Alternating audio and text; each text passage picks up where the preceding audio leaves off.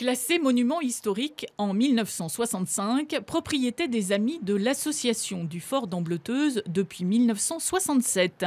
50 ans d'entretien régulier ont permis de maintenir le bâtiment en état. Mais aujourd'hui, de nouvelles tranches de travaux sont obligatoires. Là, on a 80 cm de creux, même plus que ça. On a quasiment 1 mètre de retrait et on a ce retrait sur tout le tour du bâtiment.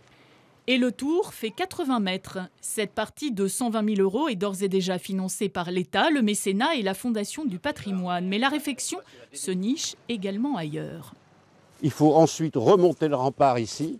Donc ça, on ne peut pas le chiffrer pour l'instant parce qu'on ne sait pas techniquement où on va exactement. Donc il faut remonter ce rempart et après les autres travaux se passent à l'intérieur.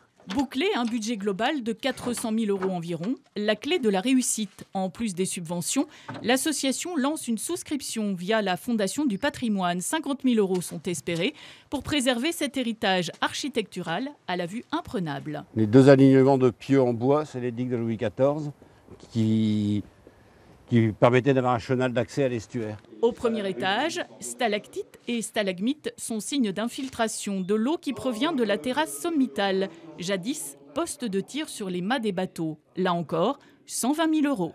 La volonté est de couler ici une chape multicouche d'étanchéité classique comme sur une terrasse. Et comme on ne circule pas sur ces terrasses, sur ces étanchéités, on va y poser un plancher en bois exotique imputrescible qui va effacer les marches et qui va amener à peu près cette hauteur-là, qui permettra aux gens de taille normale comme moi de voir enfin au-dessus du rempart. Les premiers travaux sont espérés à l'automne. En attendant, le fort se visite tous les week-ends.